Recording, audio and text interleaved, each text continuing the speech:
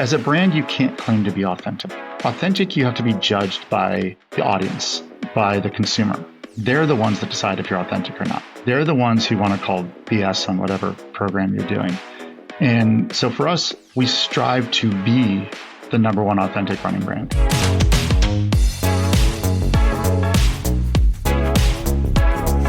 We're suddenly worthy of being cool.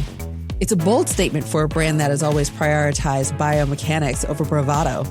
But for my guest today, that coolness isn't manufactured, it's earned.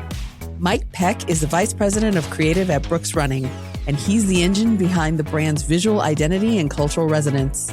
From high fashion collaborations to powerhouse partnerships with stars like Cynthia Erivo, Brooks is finding its stride at the intersection of performance and culture. Today, we're exploring how Mike's creative lab keeps the narrative authentic, why they are leaning into mental wellness, and how they stay right in the center of the algorithm. I'm Leslie Blunt, and this is Campaign Chemistry.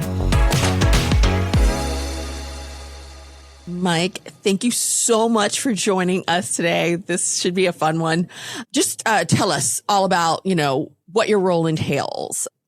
What does VP of Creative do at Brooks? I don't know. I tell people I have the coolest job in the business. I get to work for this great company. So I lead our creative team in-house. So we do about 99% of the work that you see out in the market, we do entirely in-house. So we've got this great team of over, around 100 people doing all of our advertising. We do packaging, retail store design. We're doing all kinds of stuff. And if we're not experts in it, we have great partners that we can reach out to and work with. So I get to be a part of the senior leadership team here at Brooks, which is another perk of that sort of creative in-house side. So I get to be a part of the business. I get to be a part of the creative and keep my toes in both sides. So. Yeah, that's awesome.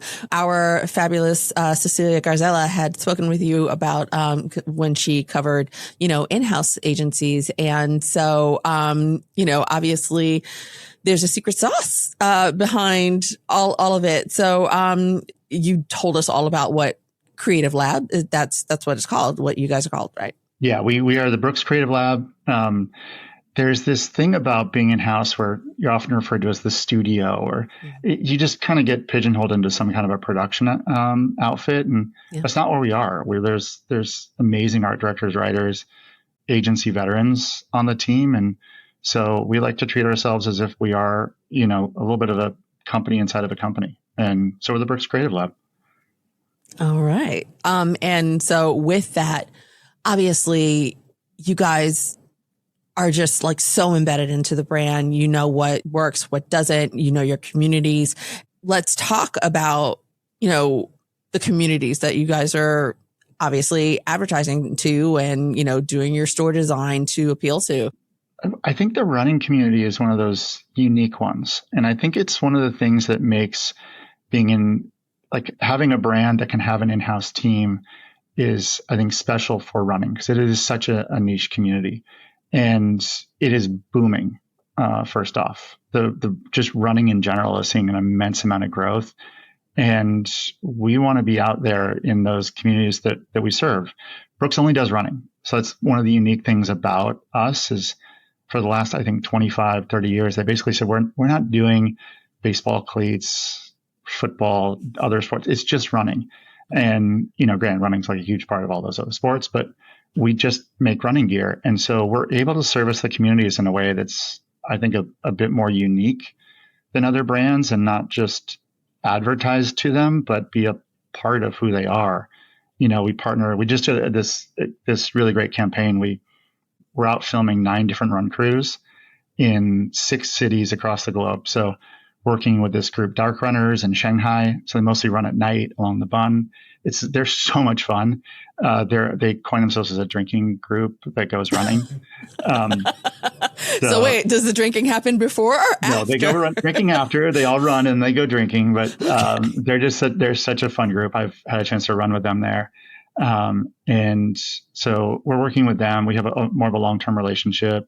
Craft Runners in Berlin, we've been partnering with more and more. New York Sprint Collective. We filmed a couple Harlem Run in New York. We worked with a group in Toronto, a couple in LA. So just getting to know them and tell their stories, but then also getting more involved with them with some of the activities that they're doing and staying with them long term, not just kind of popping in with some cameras and cutting out. Right. That's the Connection Moves Us All campaign. Yeah. Absolutely. Yeah. Yeah. I saw the short version of it, but then when I dived a little deeper, I saw there was a 12-minute video, and I will have to return to it because it looked pretty cool. If I may, this is a story. This is pretty awesome. We just went to go capture their footage, and catch a little bit of their story. We had no intentions of doing long form. And the team came back to me like, we got too much good stuff. We need to do a long form video. Okay, do it. Go make it happen. So yeah, this is totally born out of the team here. Like we have to tell these stories. So yes, please go check it out. Cause oh my God, once you get to know them, I loved hearing their stories. There's this group of firefighters in LA in the Valley, and they started between two firehouses to basically make sure that they stayed in shape for their fitness tests.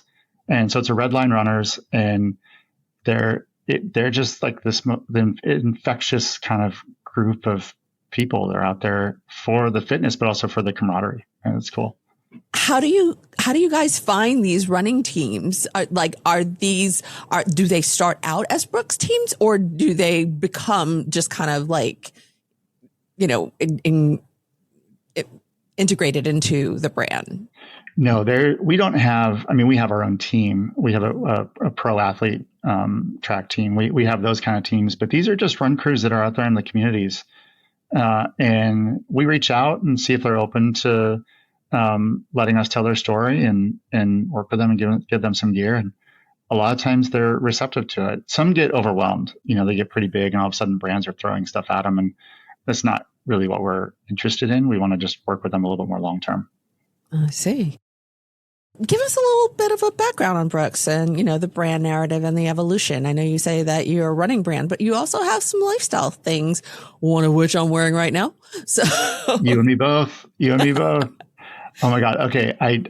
Shout out to our product team, the Adrenaline 10. This is not an advertisement. This is not, if I can plug the Adrenaline 10, it's this, 15-year-old silhouette. So it's very much on trend.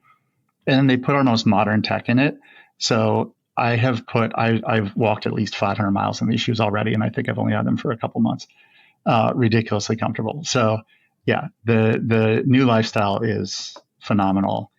Brooks has been on a really great journey, I think, and like a lot of other run brands, we started out super small. I've been here almost 9 years, and we've basically tripled in size in the last few years, and a lot of that is through the pandemic and the boom that happened in running in there, people just wanting to get out and be a part of a community. Everyone wants an activity that they can go out and just see other people and have these more human interactions. And you can't run with your phone in your hand because you're going to trip and fall over something. You can't scroll while you run. You have to be present in that moment. And we're seeing, I think 60% of people only want to run in a run crew or a run group now. They'll do it at the gym and they call it cardio, but they're actually running. But when they're out on the roads, they like to do it in groups. And, it's just having this brand for us and being a part of that is great. We used to be Run Happy. People would know us as the Run Happy brand. That was our tagline. I think it'd been around for about 20 years. And it was really good to us when people needed a brand that wasn't so serious. You think of yourself in the summer of 2020, and I don't want to go out and run for time. I just want to go out and be outside. And a Run Happy brand is the perfect one for you. But the more we grow, the more we realized that we needed to recenter ourselves around where people were going, around the needs of mental fitness, mental wellness, physical fitness, social health. No one really cares just about their physical health anymore. They care about all three, the physical, the mental, the social. And so we really sort of reset our strategy around this idea of those three and this sort of concept of let's run there. and getting to that place, being a little bit more aspirational, getting to that place that makes you feel more alive. And so that's where we've been over the last few years. And it's allowed us to grow into new markets where they didn't necessarily understand the concept of Run Happy. And for us being a serious running brand, not just your everyday running brand, then that this new platform has allowed us to go into those spaces in a more meaningful way. Amazing. I wish that I was more of a runner as opposed to just running for the train.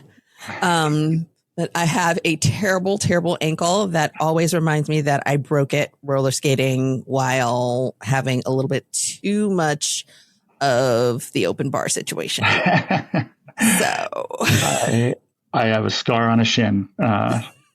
Similar started open bars and roller skates. It's just a bad combo. It really is. No one's okay.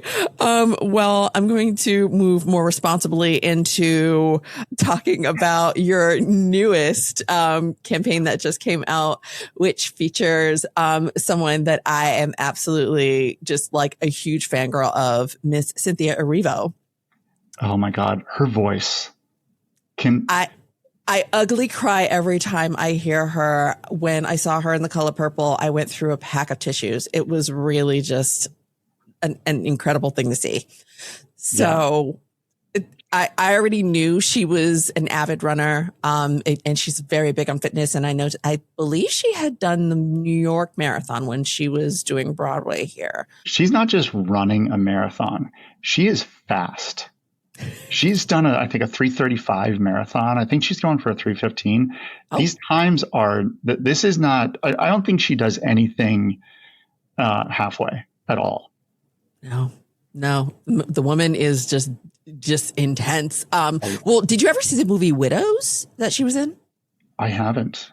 Okay. First of all, you need to watch Widows. It's a movie by Steve McQueen, and it's like incredible. It's Viola Davis, Cynthia Erivo, Liam Neeson, just so many. I'm in. Yeah. But in one of the scenes, she's running for the bus. And like, when you say she's fast, it is on display there. Like, her athleticism is just like incredible.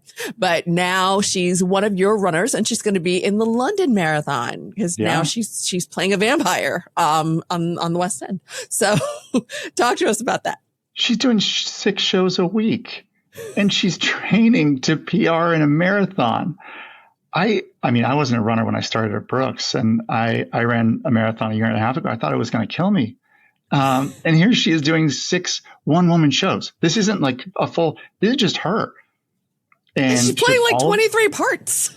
Yeah, she is amazing. She's and she does all of her training on a treadmill. So this is not.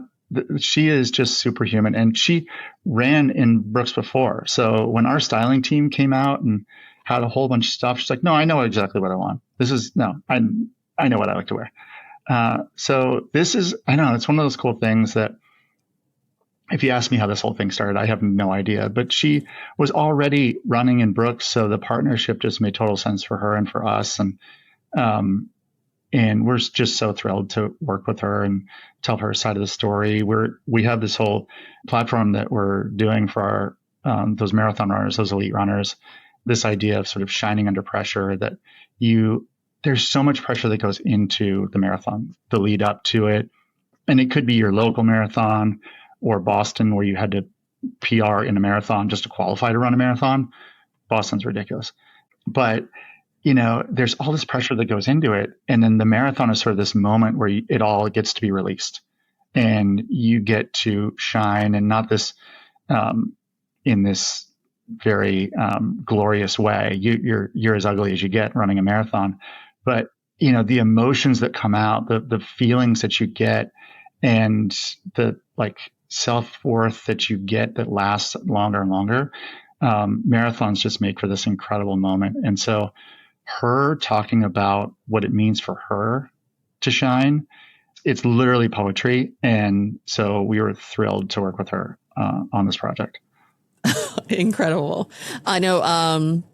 I did a story last year because I covered the Anthony Ramos Yeah.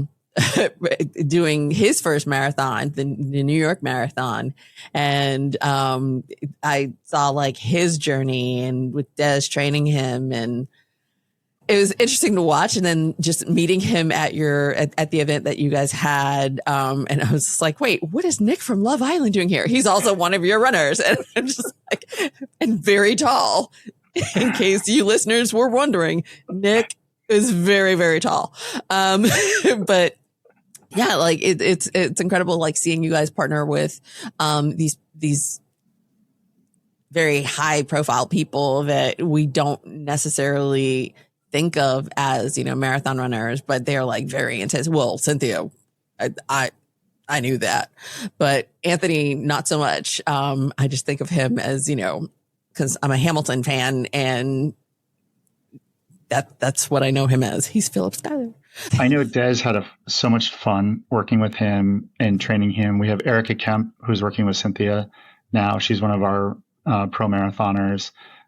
She's phenomenal. So yeah, it's our pros get to talk to them about, their training, because there's so much that goes into it that when you're trying to run at that time that Cynthia's doing, it's not just about the workouts. It's about the diet. It's about the recovery. It's how you emotionally handle mile 1 versus mile 26. Yeah. So there's a lot that goes into it, and it's fun for our pros to get to work with them too, and help them along the way. Yeah. And when you talk about recovery, I was thinking of when you gifted Jeremy Renner some Brooks after his accident, and he was a part of a campaign that was really beautiful. Yeah, his story, we didn't go out there and say, hey, Jeremy, do you want to be a part of us, a part of our brand? It was his first run that he did just happened to be in the Brooks that we had sent long before, and he credited the shoes with giving him the confidence to take some of those first steps. And hey, that man is another that, like, he's bionic. He is beyond human at this point. And he did that all on his own, but he just appreciated our help in those initial steps. And so he was more than happy to partner with us and tell a richer part of his story. And he's the real deal. I was bummed I didn't get to meet him in person, but our team, oh my God, they loved working with him. They loved Cynthia's great too, but Jeremy's the real deal. He's just so humble and authentic, and yeah, what a cool guy. Amazing. Well, all of this really comes down to, between, the partnerships with, Cynthia and Anthony and Nick and all of and Josh Kerr and all of these people, and then also the communities. It all comes down to like the importance of authentic partnerships. This is actually a stupid question. How important is authenticity when it comes to Brooks and the way you market it and the way you present to the public, those who aren't really runners? How do you connect with people who aren't runners but are, maybe curious about it? That's an interesting one. I think I want to hit one on the word authenticity, because we talk about it a lot, and I love the dual sides of that word, because any brand that as a brand, you can't claim to be authentic. Authentic, you have to be judged by the audience, by the consumer. They're the ones that decide if you're authentic or not. They're the ones who want to call BS on whatever program you're doing. And so for us, we strive to be the number one authentic running brand. We can't just go say that and do that. And so part of that is by having product offerings that are highly trusted. The Ghost, the Adrenaline, these are two of the top selling shoes in the market for the last 20 years. They're amazing. If you're just going to start going out and running, that's like the baseline upon which all the rest of the shoes you either go up or you can go softer. You can go. They're like the perfect, just right shoes. They're great if you're going to go around the block. and start your sort of couch to 5K program. Or you don't even want to run. You don't want to be a part of anything. You just go out and we have the product that you don't want to go and do a race. You just want to go 2-3 times around the block. And that is a huge part of, a lot of the people around here. We go on walks to do meetings. We're in this amazing part of Seattle where we have this trail right outside the building, and you just go and walk for 2 miles during a meeting because that's who we are. And you have others like Josh Kerr, telling his story is a blast. One, because he's a part of our pro team, which means you run into him in the lunchroom. We literally have this cafe, and our pros eat there along with us. So you're sitting next to Olympians. It's very intimidating, but they're also the nicest I'm sure. people. They're the nicest people. And so for Josh, he's trying to retake the British the record for the mile, the world record for the mile. It is a big deal in British running. That's the one record that the Brits are so good at and they love having. And he is very intent on taking that back. He's Scottish. He wants it back for Britain. And he's going to do it in London. He's going to do it at the Diamond League event there. For him, when you think about how he wants to do it for his country, he wants to do it for his family, and he's going to do it. It's not going to be some big spectacle where we rent out our own stadium and he's got like 20 teammates pacing him. He's going to do it in a race because that's how he does it. And he's earned his ability to sort of step out and say, I can definitely do this. But it's also for him just really authentic to do it in London where it matters most. I did want to ask you if you guys saw that Brooks got like kind of a name and product drop, like a name check on SNL during Glenn Powell's SNL episode. Oh yeah. Tell me what was there, like a chat group? What happened? There was a lot of mixed emotions on that one. And I'm going to be honest with you. I'm forgetting the actual scene, and I love SNL. I watch them all, and I somehow am blanking on the scene that he was in. But yeah. Okay. I will remind you because I had blinked on his name, but now that I have his name back in my head, now I have the actual sketch. And so, they did, like one of those please don't destroy type videos that they do. So, it was a song, like a video that, it was these men singing about how they miss their ex-girlfriend's dads. Yes. One of them was talking about like how he used to run with him, and then like how I don't know which style of Brooks shoe it was, but he brought it out and he was like, it feels like running on a cloud, which I think I have actually said before, but just like seeing it on television was just hilarious. So yeah. What were the mixed emotions? What was going through y'all's heads? I think there was a lot more check. We were on Jay-Z's feet the other day. He was spotted wearing our shoes. Oh, I don't know. Like back to the lifestyle. People are suddenly we're cool. It's taken a while. But Brooks is cool. Didn't you say that the business has tripled? So yeah. So I think things are working. I think so. Something's going right here. And no, it's definitely you feel like we hate to say clouds. There's some other brands that use that a lot, but no, they're as comfortable as they can be. And I think the nice thing is the whole premise of, they're your dad's shoes, which I think we were known for a while. Don't tell anybody, but, you just did that. It's okay. That's on style. That's on trend now. Suddenly, like dad shoes is a cool thing, and so yeah, being a dad shoes not such a bad deal. Coming back like mom jeans.